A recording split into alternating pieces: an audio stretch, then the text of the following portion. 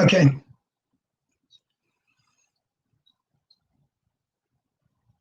Hello, everybody. This is Greg Griffin, Pastor Greg Griffin. Good morning, good evening, good afternoon, wherever you may be at in the world.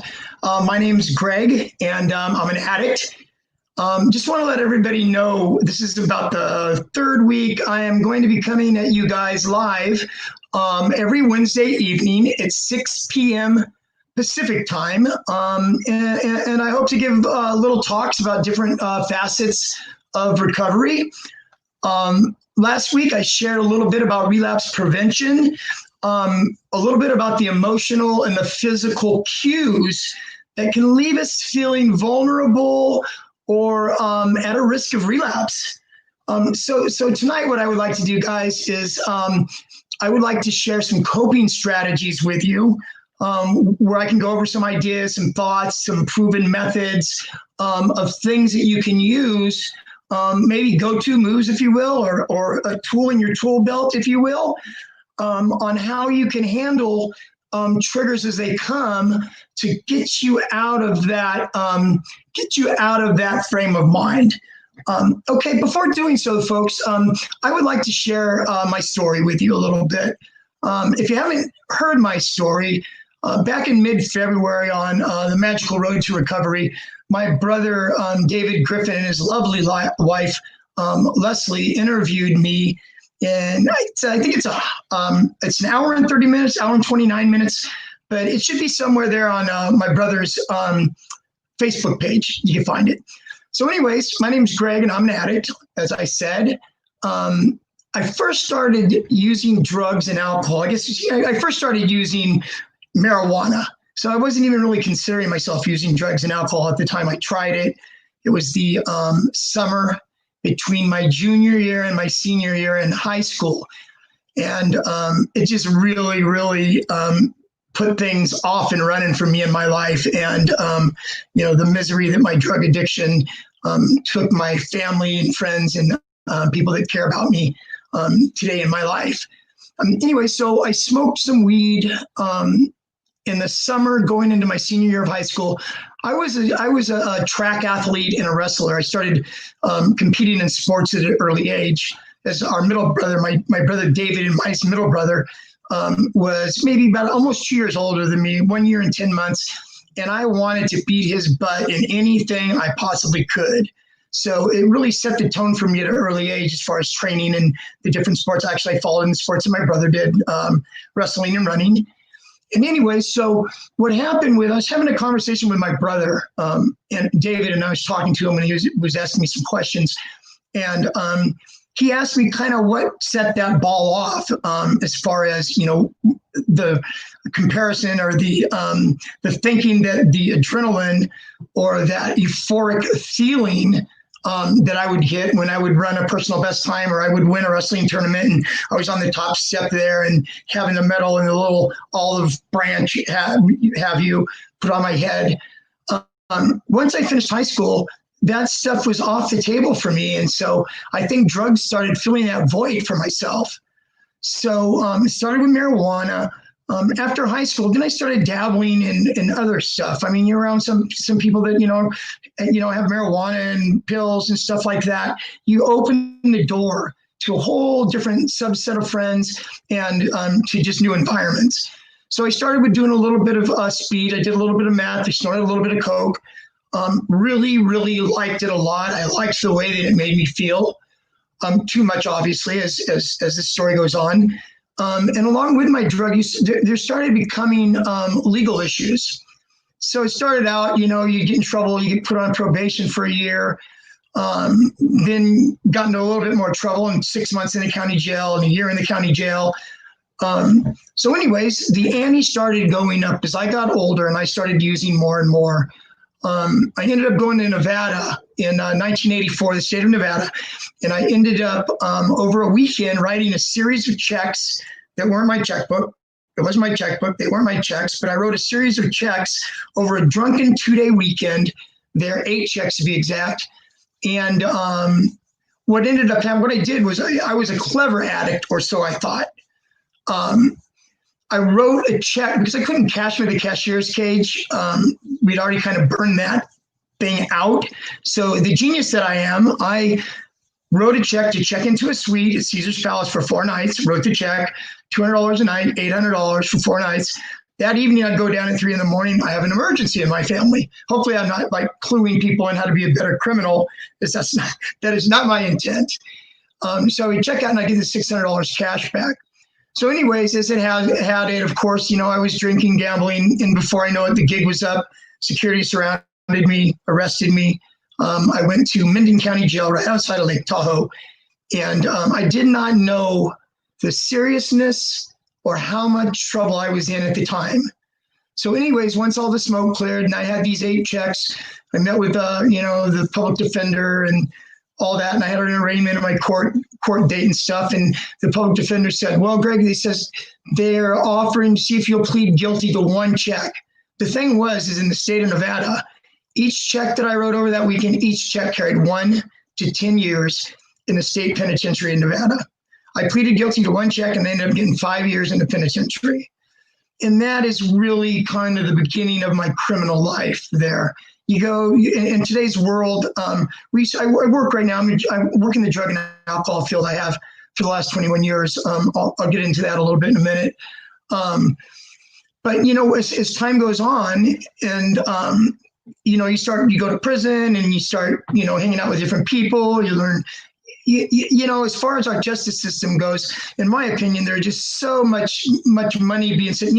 Prisons are big business. Prisons are in business and they're big business. They make more money having you locked up there than the county would be spending or the state would be spending on you to go to drug treatment program, which is what should really actually be happening.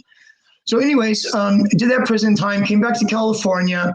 I went into a drug program, stayed there 6 months. My brother David helped me get in from prison. Stayed there 6 months. I thought that I had a grip on things, but I didn't. So anyways, I got out of the program, had to go back and report to Nevada from the parole that I had. And when I went up there, never reported, and things just really got off and running. Living in Las Vegas, I loved it. I loved the action. I liked the excitement. Like I said earlier, I'm an adrenaline guy. And so everything, it was just perfect for me. So after a year and a half up in Nevada, a friend of mine who was a heroin addict, didn't really know too much about heroin or heroin addicts at the time, was introduced to heroin. And when I tried it for the first time, I could take it or leave it. It made me itchy. I remember it made me really itchy. And I threw up a lot too. And for some reason, I guess I liked the high or the feeling that the itchiness and the throwing up didn't bother me so much. Anyways, I dabbled with that for a couple months. And then before I know it, I was hanging out with my buddy that was the heroin addict and was with him for a period of about a week. And it didn't take me but a week before I got a heroin habit, which was the beginning of really my downward spiral in my life. While I was addicted to heroin, being a heroin addict is hard work.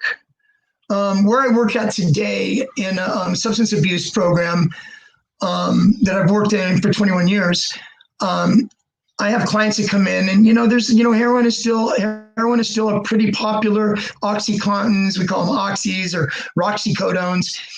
Heroin are still a really, really rampant drug of choice around here.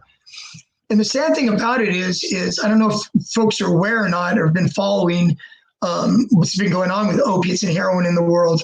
But now they are actually taking the heroin and they're cutting it with bits of fentanyl in it to make it stronger, to get people hooked.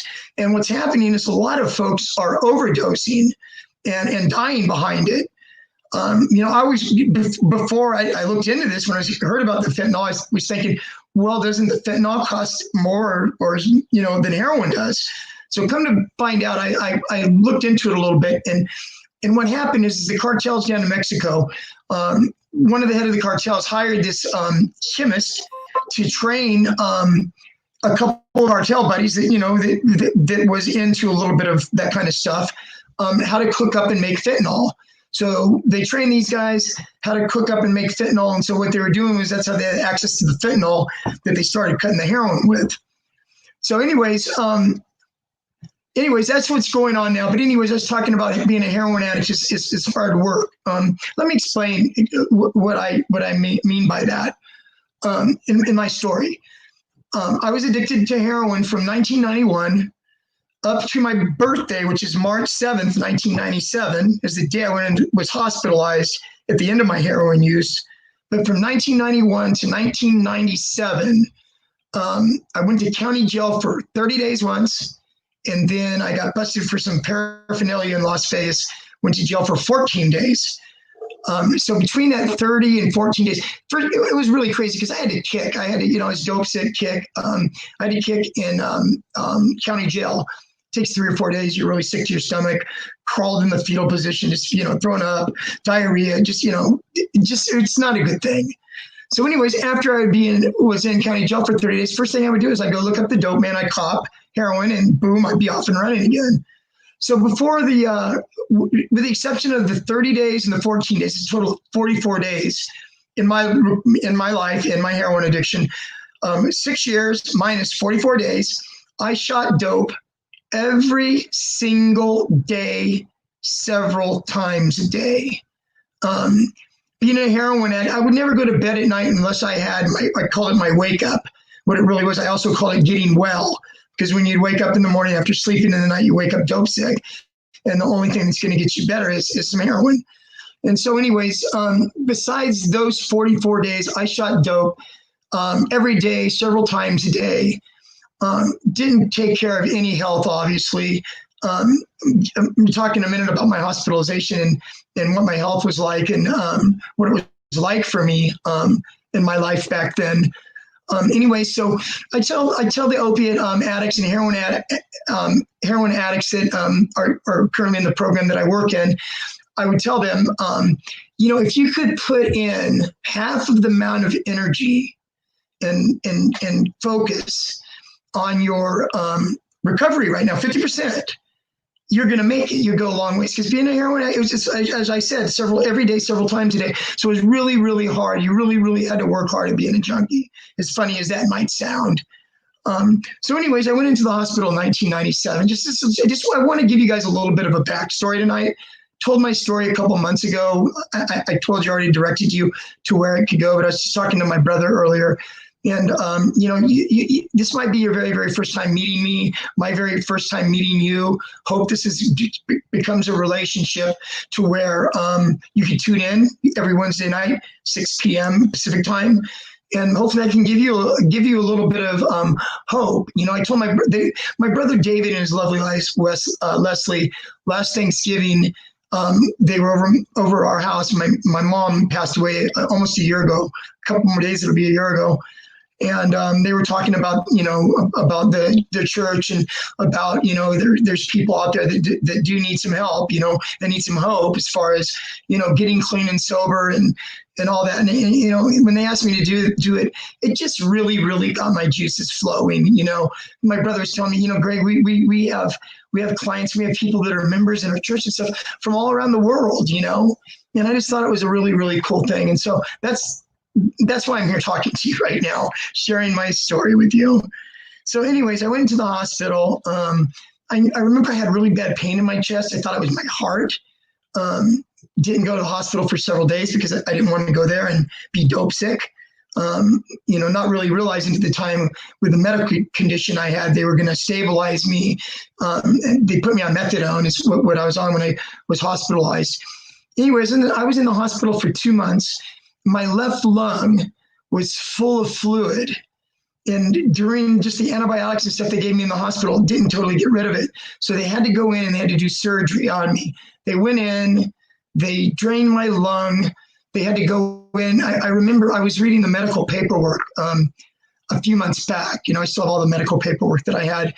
And it was describing the surgery. We had to go in and there was a fibrous peel on the inner lining of my lung that had trapped on the inside of my lung a cottage cheesy-like substance. I mean, isn't that enough to make you sick?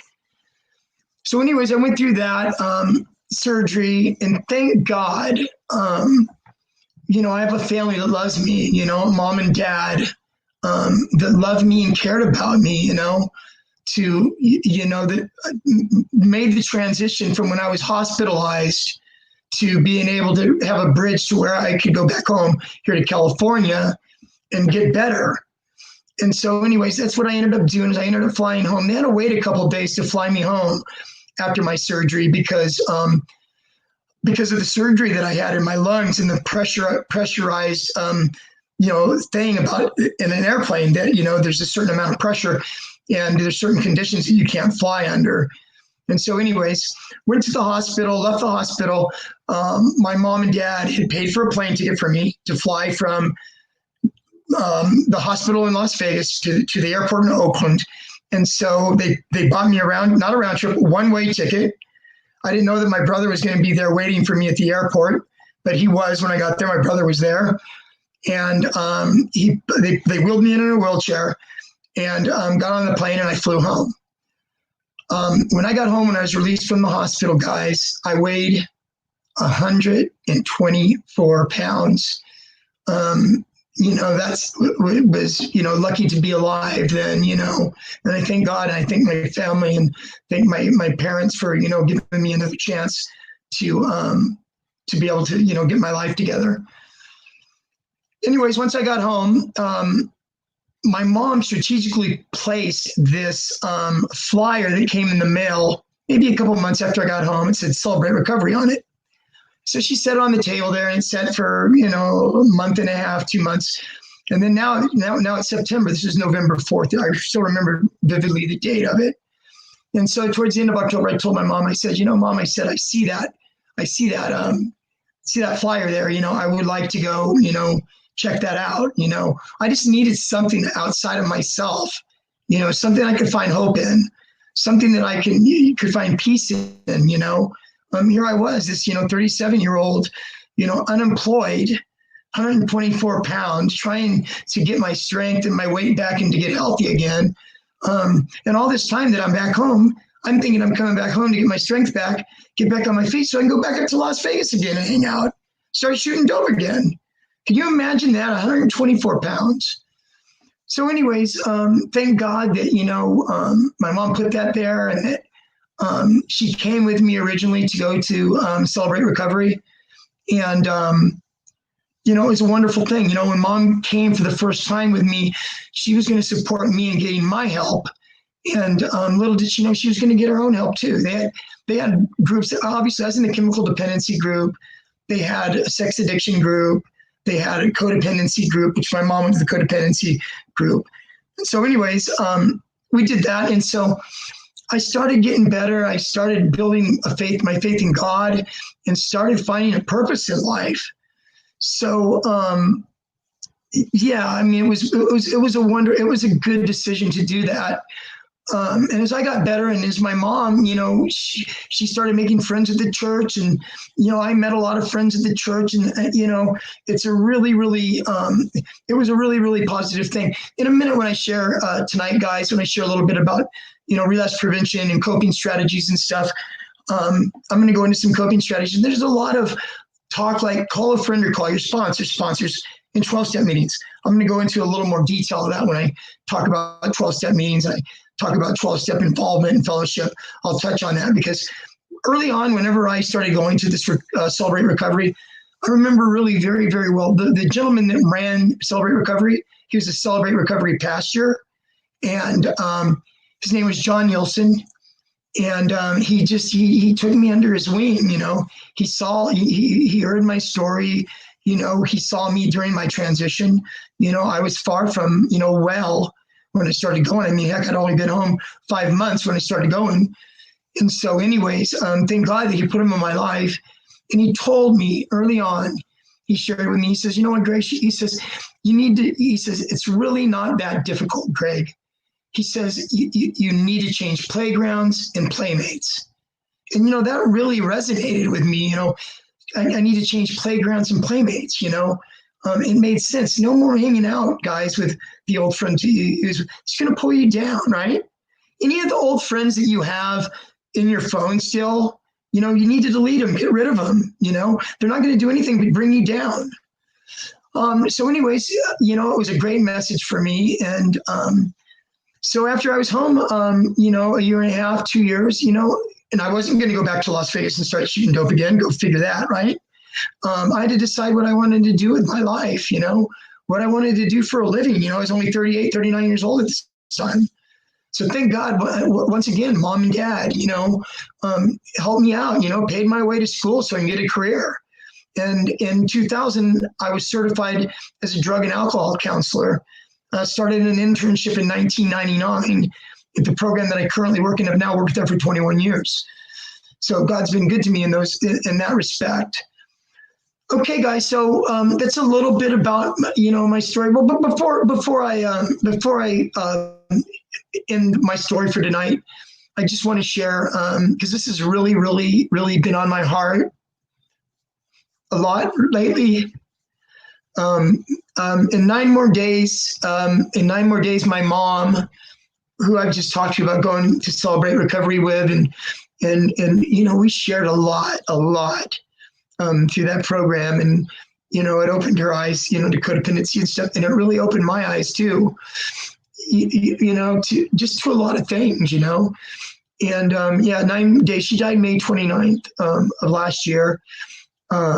And now my dad, my father, he's, we didn't know if he would make it a year, and here 9 more days, it'll be a year that he's made it. My mom and dad celebrated. My mom and dad's wedding anniversary is May 10th. And before my mom died, 19 days before my mom died last year, my mom and dad, she was in the hospital, but my dad was there. They got to celebrate their 65th wedding anniversary then, with each other. So that was nice.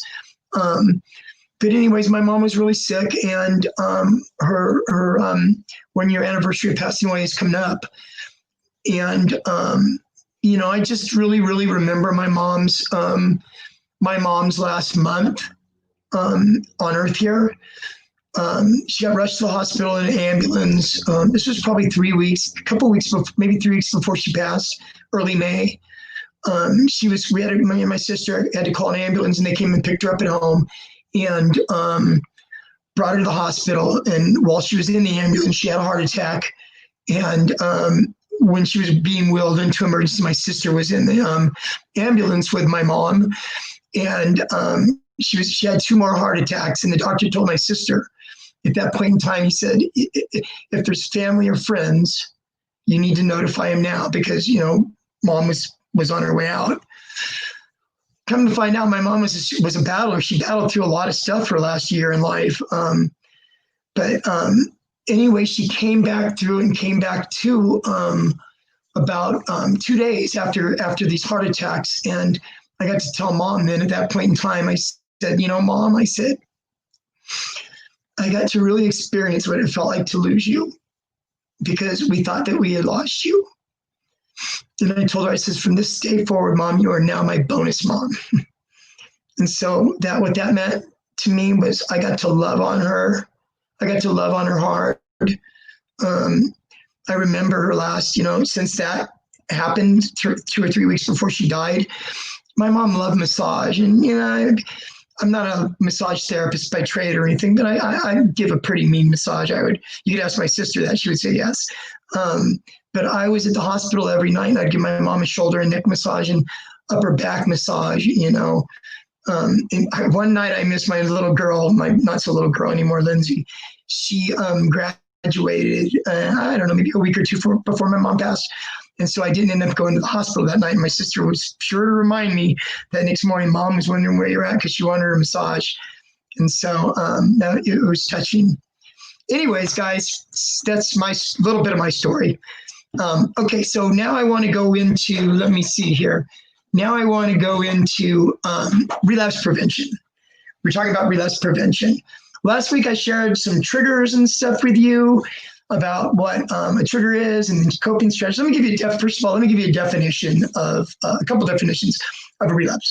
A relapse is the act or instance of backsliding, worsening, or subsiding, or a reoccurrence of symptoms of a disease after a period of improvement.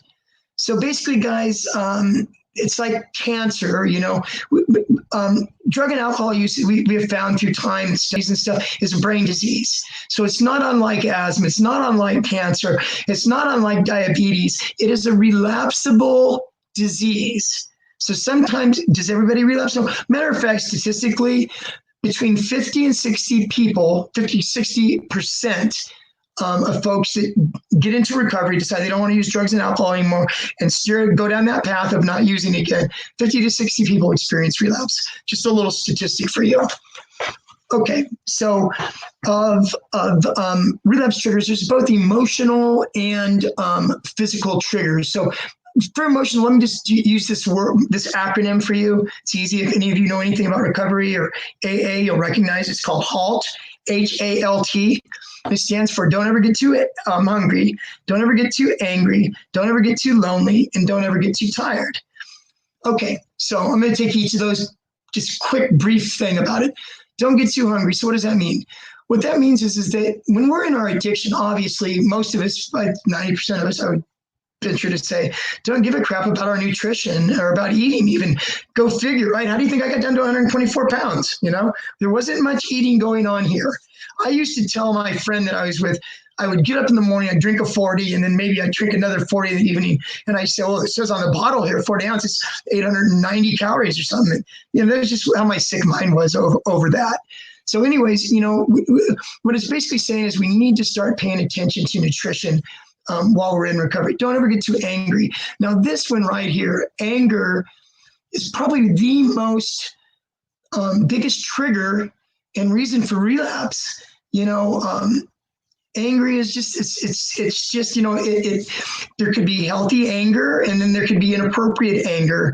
And what that is, healthy anger is learning how to walk through it and work with that. They come in various forms. You could either see a therapist, one-on-one therapist life, and be able to process some of that stuff.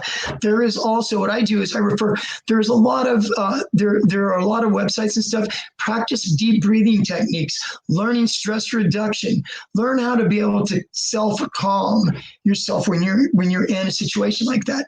Don't ever get too lonely. Loneliness is a really big thing in recovery.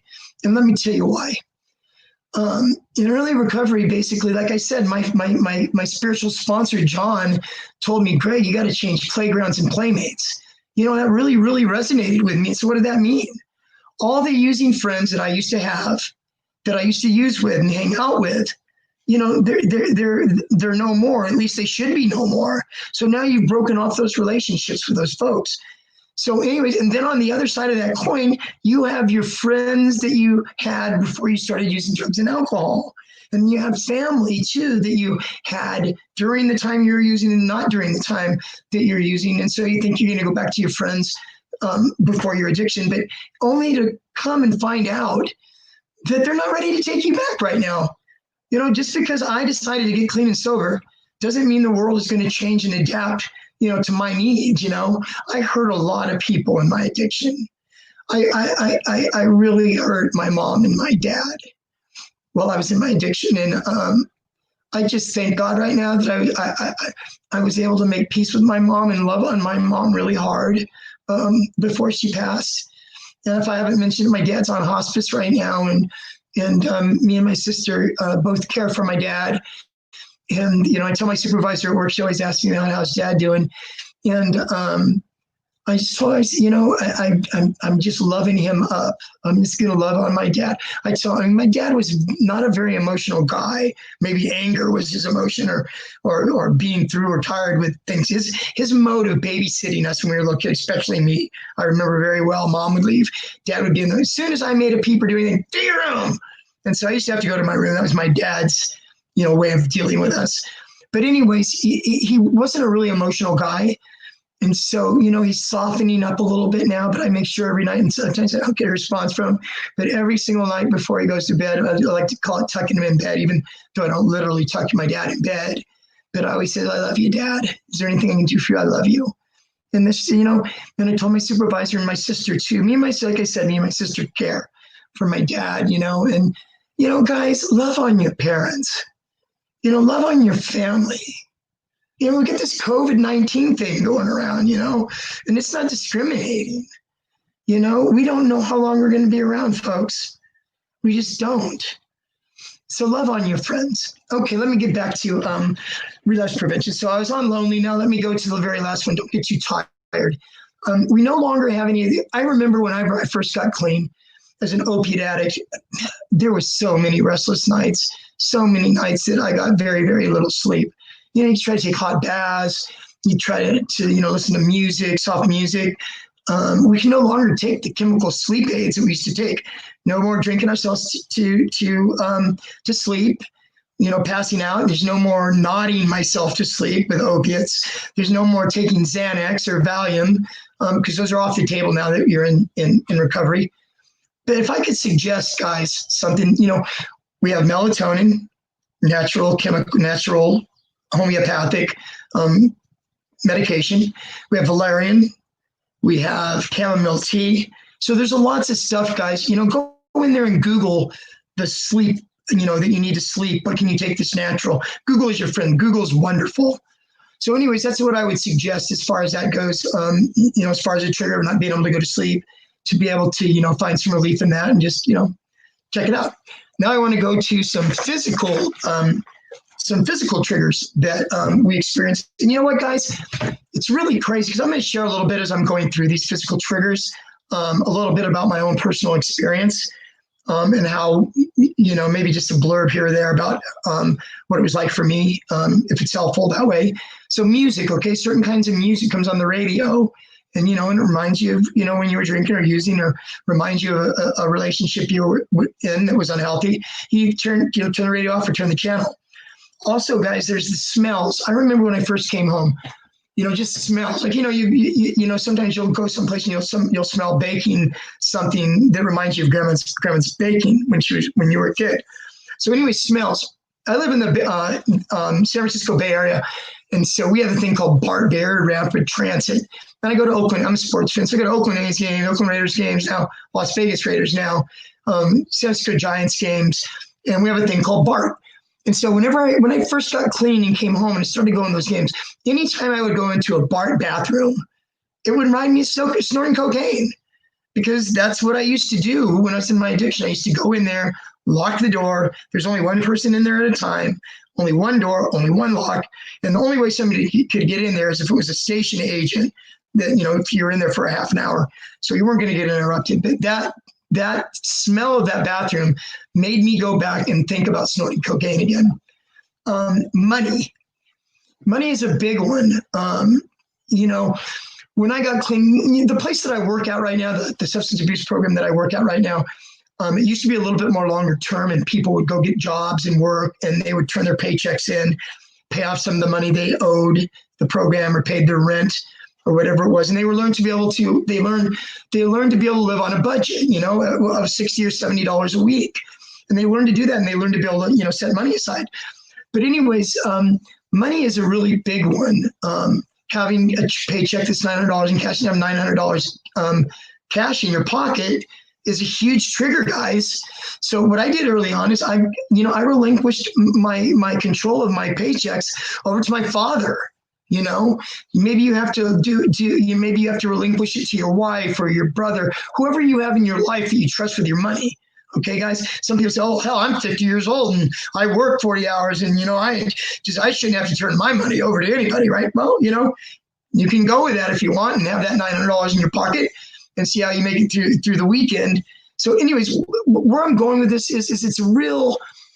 First of all, as far as recovery goes, and as an aspect of recovery and a trait that I would love to give somebody in recovery would be the trait of being humble, okay? To be teachable, to humility.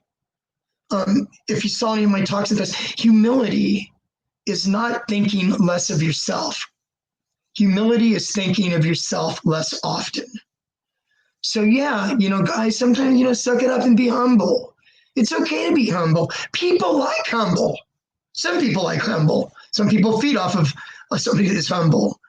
But being humble is a good place to be, guys, in early recovery. Obviously, our way didn't work, guys. Our way didn't work. Let's be open and try something different. Okay, then how about this? Go into the grocery store, especially for us alcoholics out there, right? You know, Jesus Christ, when you go there and they have this section, it's usually off in the corner, and they usually have the big things, big bottles of, you know, tequila and all the top shelf liquor they have it stacked up, right? So nowadays they have it in the front of the liquor store in cases and stuff so people don't rip it off. But anyways, it's like, how do you think that feels to an alcoholic? How do you think it would feel? Crack cocaine on aisle 3, you know, methamphetamine, aisle 5.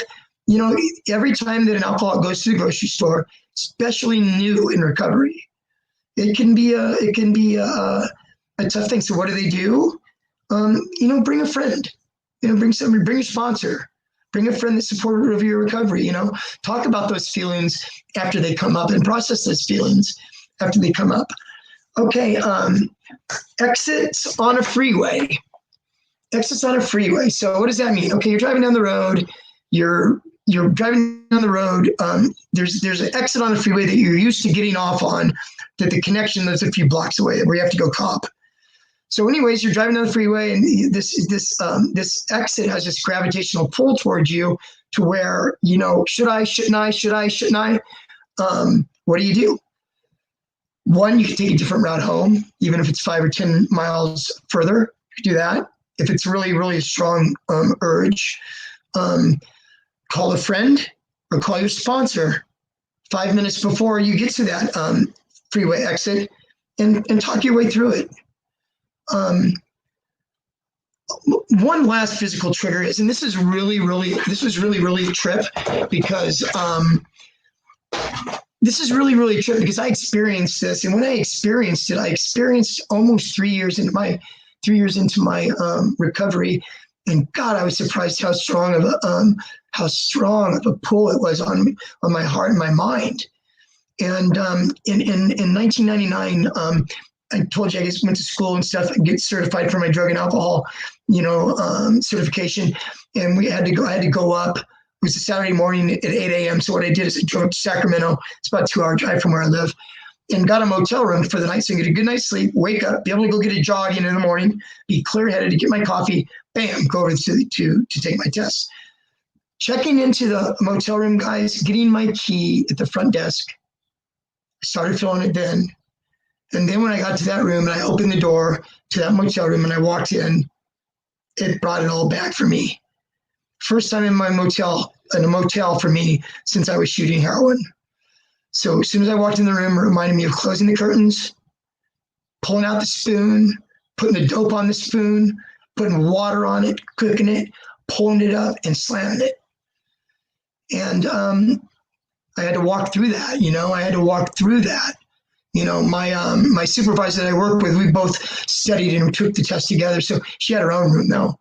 And so after we checked in and stuff, when we went out and had dinner, I told her what's going on for me, and that it was really, really strong. I mean, I didn't feel like I was in danger of going and looking for drugs and getting drugs and doing that, but it was just really that strong pull that it had on me, guys. So these are real. These physical and emotional triggers are real. So now what do we do with them? Okay, let me go over some coping strategies. So what we do, I do an exercise in one of the relapse prevention groups that I do, where I work, where I give these index cards where on one side I have people write their triggers, and on the other side I have them write their coping strategies.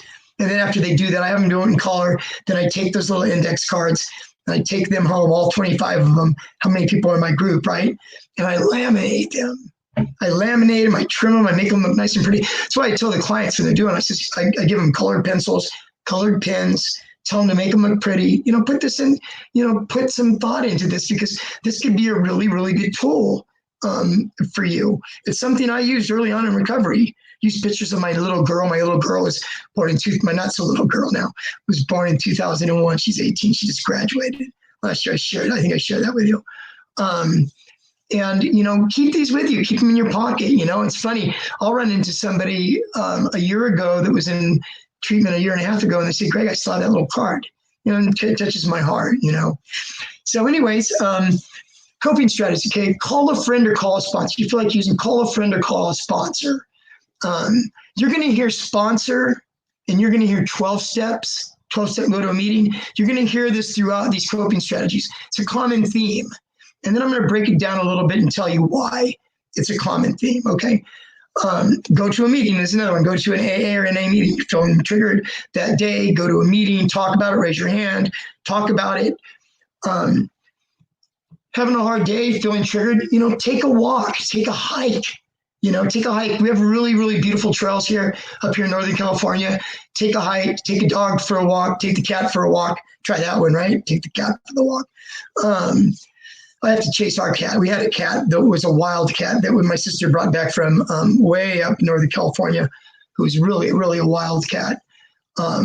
Anyways, take a walk, walk the dog, get out, breathe in some fresh air.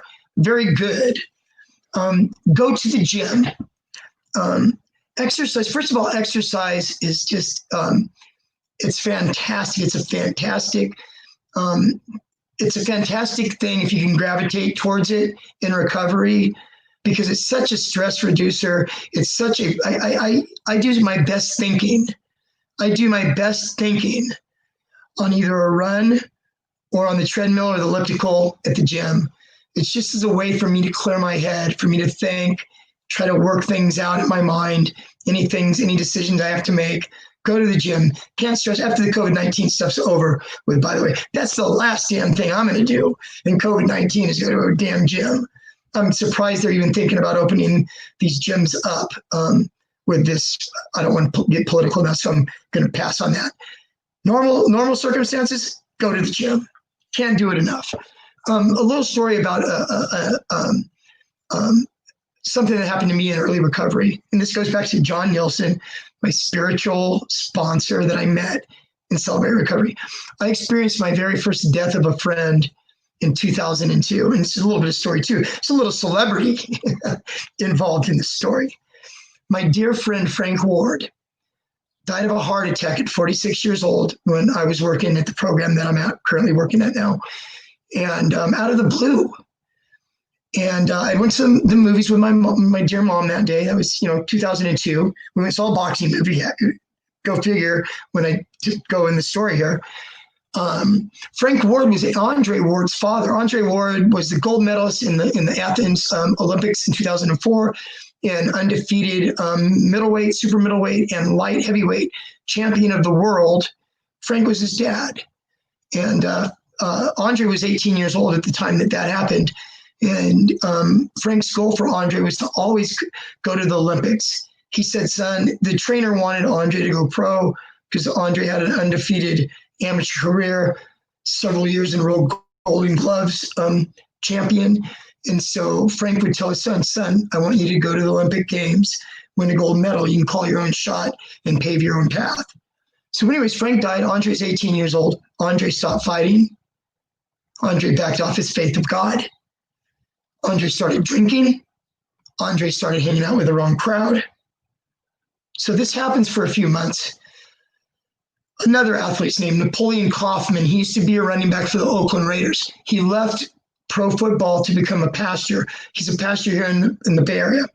Napoleon Kaufman, Pastor Kaufman, got a hold of Andre, sat Andre down and talked to Andre.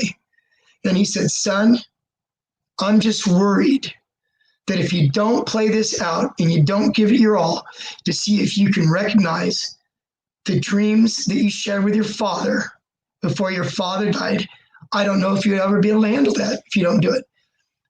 Storyline is Andre started training again. Andre made the Olympic team and Andre won a gold medal and so on and so forth.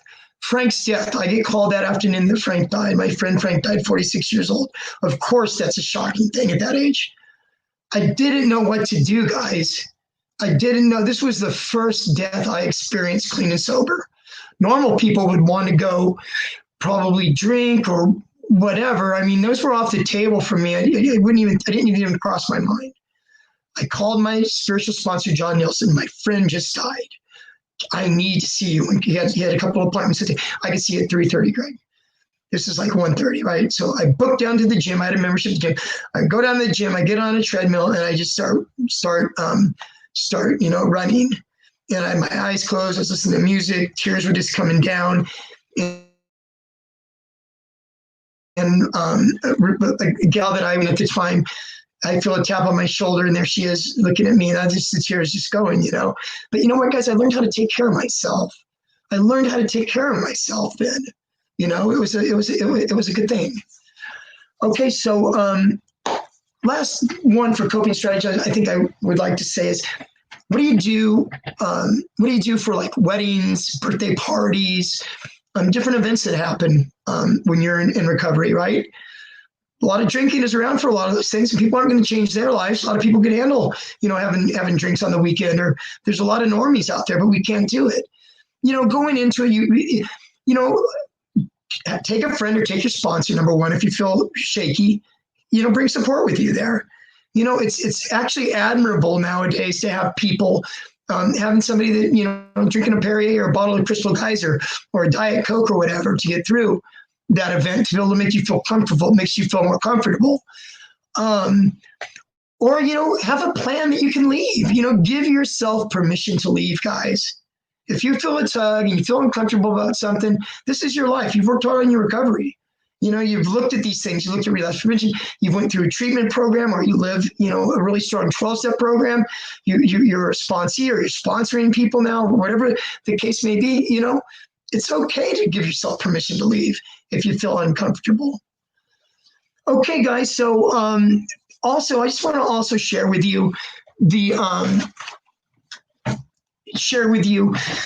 as far, we talked about anger, and we talked about different feelings, and we've talked about stress. These things are products of life. We all got cell phones. We live in a very fast communication world where people can get hold of us. We're pulled this way, we're pulled that way. As far as exercising and stuff, because there's also Google is your friend. There is a couple places that I know of that mindful.org. There's a couple different places, Google mindfulness, breathing techniques, different places. They're free, guys. Go in there and learn, breathing techniques. I went to mindful.org today, and right when you go in there, they have a little button. It's a 5-minute relaxation meditation button, and you sit down, get yourself grounded, relax, and hit the button, and it will walk you through 5 minutes of just stress reduction, meditation. It's really good. Okay, I told you. Wrapping up the end of the night. I want to talk a little bit about 12-step meetings and about sponsors and what that means, and why do I mention it so much. Like I told you, my spiritual sponsor says, Greg, you got to change playgrounds and playmates. You know what, guys and gals, that's easier said than done. Making a whole new support network. And when the 12-step programs of NA and AA are a lifestyle. It's a lifestyle program. It is a replacement of friends and acquaintances, or wherever a relationship brings you. You go to a meeting. What I recommend first for anybody that's new in recovery, that's just finishing treatment, or hasn't been to treatment, or wants to stop using, and doesn't have to go to treatment to stop using, but could stop using with the fellowship of AA and NA. If I could give you one trait, one quality, if I could give you one tool, one resource for your recovery tool belt, I would give you the gift of AA and NA. Why is that? You meet people, you start community building, guys. You get a sponsor. How do you get a sponsor? You go to a meeting, you raise your hand, say, I'm brand new. I'm new at this, and I need a sponsor. And somebody will come up to you after the meeting and talk to you. Or sometimes they have sponsorship meetings where the meeting will start out, and the secretary will say, it's a sponsorship meeting, and they'll have the people that are in recovery raise their hands that are able to sponsor. Men for men, women for women will raise their hands on who they get sponsored, and you go up and you talk to them afterward. Why is it important? First of all, the first couple of weeks of early recovery, it's a lot of emotions. You need somebody to maybe call and talk to help you get through these tough times. A good sponsor will take you and put you under their wing, and they will introduce you around to all their friends. look for somebody that's got a couple, 2, 3, 4, 5 years of recovery under the belt. Somebody that's currently working the steps themselves that can explain the steps to you. I'll have another talk here down the road on the 12 steps of Narcotics Anonymous or Alcoholics Anonymous, and I'll break them down for you in a way that that you can relate to, or direct you in a place that you can learn more about those steps. They'll put you under the ring. They'll introduce you around to the people they know. Now you're building a network. What I really recommend is the beauty about NA and AA is after a meeting, there's lots of stuff that happens outside of the meeting. There's lots of stuff that happens outside of actually working the 12 steps. Fellowship is wonderful for them where you're making these new connections.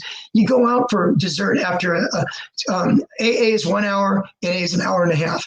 Go to an NA meeting, starts at 7:30, you're done by 9. People go out and have dessert around the corner at the coffee shop afterwards. You're sitting at a table with these guys. You see this one guy over here. This one guy has been, he owns his own glass company. This guy over here works at Starbucks. This person over here is a lawyer. Addiction does not discriminate, guys and gals. It doesn't discriminate. We come from all walks of life.